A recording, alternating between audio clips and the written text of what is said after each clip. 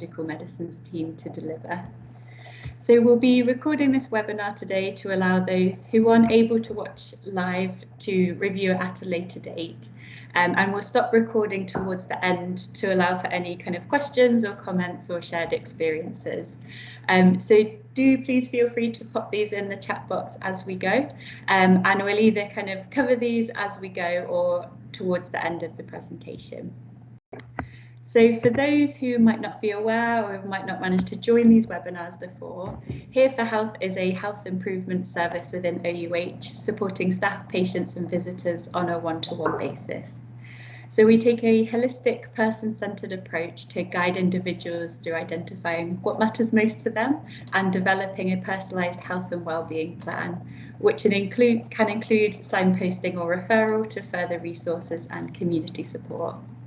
To find out more and to find out whereabouts we're based, you can get in touch either on the phone, via email or on the website displayed on screen. So today's theme is all about increasing our awareness of different types of hunger or cues to eating and the ways that we can support ourselves to both notice and respond to these experiences in a way that best supports our own well-being. So we'll take a look at some of the different types of hunger, or these might be commonly known as cues to eating, something that might get in the way of us being able to notice these, what some of those different types might be, and then in addition to that, how we might respond to some of these experiences. So before we get started on the main content of this afternoon's session, I wanted to just pose a question to those of you that are in attendance today. And this might be something that you prefer to reflect on kind of privately, or it might be something that you wish to kind of share in the chat box. So I'd be curious to pose this question to you, and that is, how often do I find myself eating when I'm not really physically hungry? So giving you a moment to think about that, eating for reasons other than kind of this physical hunger is a very common and normal experience for us. It's part of common humanity. And Christine said quite often, probably, and I would have to say I'm in firm agreement with you, Christine. I definitely don't always eat just when I notice I'm physically hungry. So this is something that is really common, but sometimes it can feel confusing and as if we're at odds with our bodies, especially when it's kind of normalized, or the narrative is that we should only eat in response to these physical hunger cues, and especially when we have so many decisions to make around food and eating every day. So increasing our awareness of different types of hunger or cues to eating that aren't just those sensations of physical hunger, all might have different responses, and being aware of these cues can help us to understand our own experiences. So developing insight into why we might be eating in the first place can help us to make intentional decisions about what our bodies truly might need in that moment. So sometimes it might not be that we do need food, but often food might still be the answer, and that's okay. So the goal for us isn't to feel guilty when we eat for reasons other than physical hunger, but to empower ourselves to be able to have that greater understanding of our bodies, so we can make those decisions that are in tune to how our bodies are feeling. So it's not about being perfect or right all of the time, but doing the best that we can in a given situation to support our well-being. And the response that we have might not always be the same in different situations. So before we get started on looking at some of those different types of hunger that we can experience, sometimes what we can find is actually considering something that might get in the way or make it more challenging of being able to be aware of these different types of hunger can be helpful. So one thing in particular that might resonate with a lot of us here this afternoon is having a busy schedule. So when we're really busy and we've got lots of things to do in a day, we can actually miss the fact that we're feeling physically hungry, or we're not necessarily able to respond to those cues when we might like to. Then, as a result of not being able to eat so regularly, we might find that we experience lower blood sugar levels. We might find that our decisions and planning making skills around food and eating can be impaired. And we might have increased susceptibility to some external cues around food. And ultimately, what this can do is make it really difficult to make decisions around food and eating that best supports our own bodies and what they need in that moment. And it might be helpful just to keep this in mind as we go through the rest of the content this session. So when hunger is spoken about, often it only tends to be in relation to this physical hunger, or that we should only eat in response to these physical hunger cues. However, for many people, as we've determined earlier, this isn't always our lived reality, and it can lead to some feelings of guilt when we might eat in the absence of physical hunger. But really, there are many more influencing factors that determine whether we have something to eat or not. And none of these factors are inherently wrong or bad. And increasing our awareness and understanding of these different experiences and influences of hunger can help us to better understand or be aware of our own responses and reactions. And this can allow us to respond or feel about these reactions more compassionately and can help us to respond in ways that best support our well-being. So some of the other different types of hunger that we'll take a look at today include looking at this physical hunger, exploring what an emotional hunger might be, sensory aspects of hunger, and then something that we call practical types of hunger. And then you might also find that there are things that you feel might not fit within these sections that we explore today. And that's absolutely fine. Everybody is going to have different experiences of this.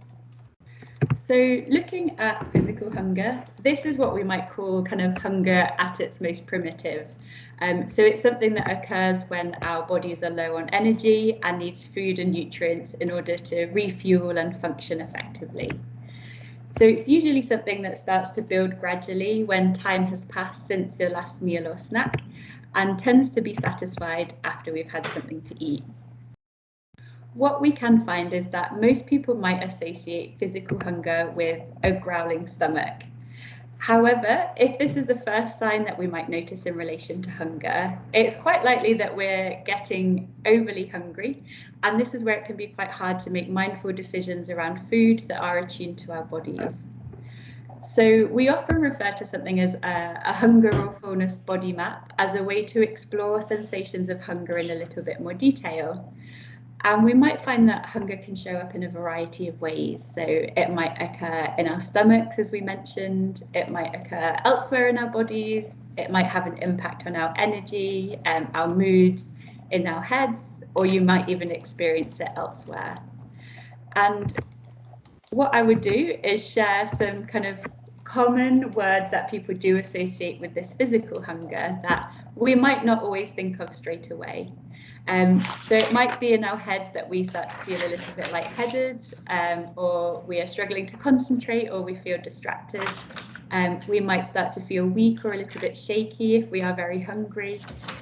Sometimes people can find that they start to be a bit irritable when it's been a while since their last meal or snack. We might start to feel a bit sleepy or sluggish, particularly later on in the afternoon. And then we might experience those more noticeable sensations in our stomachs. And what we can do when we're starting to tune into our own kind of physical hunger levels is think about this in the concept of a fuel gauge. So hunger is often something that feels like quite an abstract concept. So if we can have something that helps to visualize it, it can sometimes make it easier for ourselves to understand. So if we were to imagine a fuel gauge, and we've got 0 being completely empty, so no fuel in the tank, and we might be really, really hungry. And then in contrast, we've got 10, which is absolutely full, or perhaps, eaten past the point of comfortable fullness. And in the middle, we have 5, so no particular sensations or experiences of hunger. What we can find is that if we aim to start thinking about having a meal or snack at 3, or something that we might call a gentle level of hunger, this can help us help and support us to make more mindful decisions around food and eating. And then when we get to a 7, or what we might call a comfortable level of fullness, we might start to feel satisfied or have more energy again and improved concentration. This is probably a rough indicator that we might have perhaps had enough to eat from a physical hunger perspective. If we do find ourselves getting past this point of comfortable fullness, it's really important not to be hard on ourselves, but we might wish to reflect on perhaps what else might have been going on for us across the day, such as how long has it been since we were last able to eat, how satisfying was the last meal or snack we had, or whether anything else happened. So being able to tune into these bodily sensations is called interoceptive awareness. And this is the awareness that helps to give us clues and information as to what our biological and physiological needs might be. And this interoceptive awareness can take time to develop and explore. So it's really important that we're able to do this with curiosity and compassion and without judgment for those decisions that we might make around food. And with this gauge up on the screen, you might like to think about in your heads or in the chat box what your current level of hunger or fullness might be at the moment. I would probably rate mine as about a 3, purely because I usually have a snack at the end of the day and that is rapidly approaching. So that might give you an idea as to where I'm at the moment. And once we start being better able to recognise when it is that we are physically hungry, that's when we can start to think about how we might be able to eat varied, balanced meals at regular intervals to support more manageable experiences of hunger.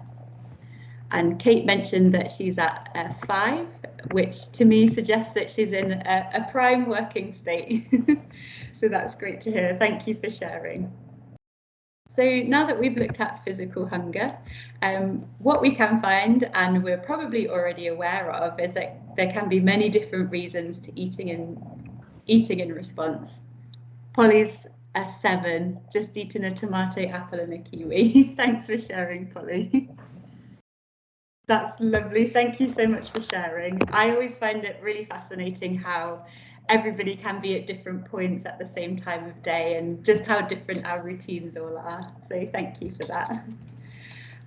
So what we're going to do now is have a look at some of these different experiences of hunger or cues. All of these are very normal and happen to all of us, but sometimes addressing these different types of hunger can be a little bit more complicated. But once we start to be aware of some of these different reasons for eating, it can help to give us that space to notice what our bodies might be needing in these moments. And again, considering these with curiosity and compassion is really important. So something that we might often hear people speak about is this kind of emotional hunger. And we know that eating in response to emotions, again, is a really normal part of the human experience, and there can be many different reasons for doing so. For example, we could eat when we're happy and celebrating, or we might eat when we're sad and consoling, or even when we're kind of stressed or frustrated and we're trying to find an outlet. Eating in response can be our body's way of letting us know that something is happening, and using food to kind of cope or process our emotions can be a really valid way to do so. And it's really important to have a variety of other coping mechanisms that can enable us to kind of process and cope with what we're experiencing. Often prior to exploring or considering these emotional hungers, it can be really important to make sure that we've addressed kind of any sensations of physical hunger. So have we eaten adequate amounts across the day? Have we eaten foods that are satisfying to us? And have we given ourselves permission to eat all foods? Because we know it's really normal for foods to seem more appetizing or desirable to us if we've been telling ourselves that we shouldn't be having them. And if we're able to address this physical hunger first, that can often help us to notice that perhaps what we're experiencing wasn't an emotional hunger, but that perhaps it had just been a really long time since you might have had something to eat, which is really normal. And it's also really helpful to be able to establish or be aware of some of the differences between a physical or a more emotional type of hunger. So physical hunger, as we went through, is something that builds gradually, has those real physical sensations. Usually in response to it, we could eat a whole range of foods and is satisfied after we've had something to eat, and is usually characterized by time having passed since our last meal or snack. In contrast, some of these more emotional types of hungers tend to come on a little bit more suddenly, and we might not have those physical sensations of hunger present. More often, it's accompanied by a specific craving or a desire for a certain type of food. And often that emotional type of hunger might not go away after we do have a full stomach. And for some people, this type of experience can be associated with some feelings of guilt.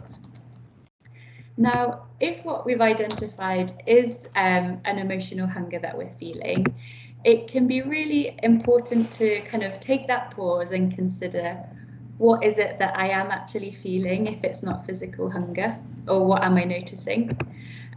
What might it be that I need in this moment? How might I be able to best take care of myself in this moment? And is there any further support available to me that I might need? So, for example, it might be that some people find that if they notice they're eating in response to emotional reasons, it might be that speaking with others or allowing yourself time to kind of acknowledge what you're feeling and finding an alternative outlet, such as listening to music, spending time outdoors, moving your body, or taking time to relax can be really useful. But if when you're doing this, you might notice that it's bringing up some more challenging or difficult emotions for us, this is where it can be really important to speak with a relevant healthcare professional about what you're experiencing, to help provide you with the tools and the safe space to process that. And again, I will keep saying this, but I think it's something that often we can't hear enough. But it's really important that we're able to be kind and compassionate and have that non-judgmental awareness as to what we might be experiencing.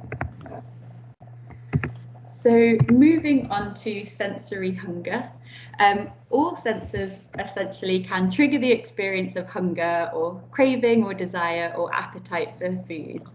And as we talk through some of these senses, I'm going to bring in some of my foods that really kind of trigger some of these cues to eat for me. And do feel free to share your own in the chat box, because it might well be that we have some similar ones. But sight, so enjoying the way a food looks can increase our desire to eat. And we all have a natural desire or urge to look at food, and both physical and kind of visual images of food can make us want to eat. So put a picture of pain au chocolat on the screen, because for me, when I'm in at the JR and I've had my breakfast before I left the house and I might not be feeling hungry at all, as soon as I walk past that M&S in the main entrance and I see those pastries, it really makes me feel like I'm hungry. And someone's just mentioned it's a smell for them, which, yeah, is absolutely valid. So we know that our taste and smell are closely linked and can often be mistaken for each other. So yeah, for me, it's seeing those pain au chocolat and also being able to smell them that really starts to activate those kind of senses or desires to eat, even if I know that I'm not physically hungry. And sometimes, yes, I do get the pain au chocolat and I really enjoy it. Another type of sensory hunger that we can experience is actually sound or auditory. So the sounds of meal preparation, like the sizzle of a pan if we're making an evening meal, or for me, it's kind of the sound of the microwave going in the morning when I know porridge is going to be prepared, that can really start to kind of activate our salivary glands in preparation of eating. Even if it might be that we're not physically hungry, but those sounds really start to activate that. And Christine's just said, listening to my partner eating crisps. Yeah, so the next thing I had was even the sounds of other people eating can activate that kind of sensory hunger. Although I can totally appreciate that for some people, the sound of others can be really irritating. But I think that's a different situation for a different webinar. And we've got their dog. Yeah, absolutely. So that's probably a really nice example of that Pavlovian Pavlovian conditioning that they often talk about in psychology, that's really common in dogs. When they kind of hear that bell ringing or the sound of their dinner prepared, they might come running in to see what it is. And I can see Polly's just put Jamie Oliver on Instagram. Yeah, absolutely. Social media can be a really big one for some of those food cues. So, as we might all be aware, these kinds of sensory experiences can occur in the absence of physical hunger. And this is where we might refer to it more as kind of like an appetite or a desire that's triggered by kind of different kind of cues in our environment. There's absolutely nothing wrong with satisfying these sensory cravings. It's really important to be able to tune into our body's cues and find that satisfaction factor, which really is a sweet spot between satisfying that craving or appetite or desire to eat, whilst listening to and respecting our physical sensations of hunger or fullness. What we can find is that if we were to consistently ignore these sensory experiences, we can find that these cravings and desires tend to increase, and sometimes we might subconsciously eat more than we might feel that we physically need in an attempt to satisfy this craving. And something that I've heard people say before that really resonated with me is that sometimes no amount of oranges will fill a cheese-shaped hole. So it is absolutely fine to be able to satisfy some of those cravings that we get. So the next and last type of hunger that I wanted to touch on in today's webinar is a practical hunger. So this looks like eating because we might need to at the time, or eating in a preparative or preventative way. And sometimes it's often referred to as a cognitive hunger. So it's kind of incorporating our knowledge and wisdom that we might need something to eat, even though we know we don't feel physically hungry right now, but we know that later down the line we will do.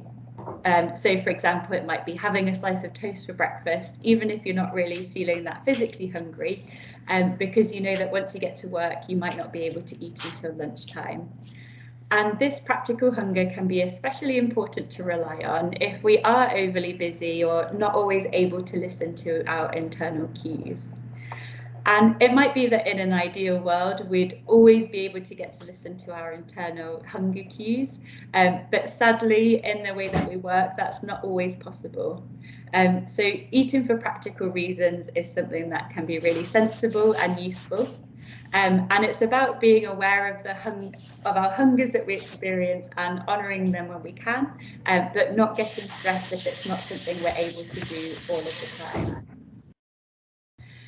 So I appreciate that we've covered quite a lot of different types of hunger in today's webinar. And I wanted to leave you with something that hopefully will be a memorable way to start exploring some of those experiences that we might have. And what I'm going to talk through is an ABC. So an ABC checking can be a really useful way to increase awareness of our physical state and intentionally decide how we can best support it in that present moment. So for the A, we have attention. So this is bringing focus on awareness in the present moment. So taking that intentional pause. B, breathe, is taking a few deep breaths to help center our minds and our awareness. So moving from our kind of busy thoughts or ideas or feelings that we might have and calmly experiencing life and the moment as it is. And C is curiosity. So becoming actively curious about what's happening or what you're noticing in your body and your surroundings. It's about being an engaged, non-judgmental observer of what you're experiencing. And often people refer to it as like being a scientist, gathering lots of pieces of data that can help to increase our perceptiveness. And it might be that you like to try an ABC check-in next time you feel like eating, to help connect your mind and your body and become aware of what might be driving kind of your cues to eat, and then accordingly your responses. And it might be that you're surprised at what you might discover. learning to become attuned to those different types of hunger that we experience can take time. So don't be discouraged if it's something that you find difficult to differentiate between straight away. And remember that there isn't any right or wrong way to eat. It's more about discovering what feels best for you and having that variety of different options to support you in those experiences. The goal isn't necessarily to eliminate or willpower our way out of eating in responses in situations other than physical hunger, but to be able to understand some of those influences and have those options for navigating them and finding a balance that's meaningful for you, really. So next time that you experience some hunger cues or a desire to eat, it might be that you'd like to kind of start to create that intentional pause before eating or making a decision about food, and really cultivate that sense of learning about any kind of physical, emotional, sensory or habitual feedback that you might get. Then you might like to ask yourself, what kind of hunger is it that you have? And will eating help to meet my hunger needs? So if we're feeling physically hungry, yep, having a meal or snack would be really helpful, and thinking about what types of foods are best going to satisfy that. And this can take some time to practice as well. And then if what we're feeling we sense might be another type of hunger, thinking about what else it might be that you're feeling or noticing in your surroundings, and thinking about what best might meet your needs. And again, navigating this in a non-judgmental, self-compassionate way. So for some people, this can be a different way of experiencing kind of food and eating and their relationship with food. So if anything that's kind of come up in the webinar might lead you to think you might have a more complicated time with food or eating, it's really important to be able to access that further support. So that's something that you might like to speak with your GP or visit the BEAT website about. But hopefully you found today's webinar useful. And what we will do now is pause the recording of the webinar for if you have any questions or comments. But before that,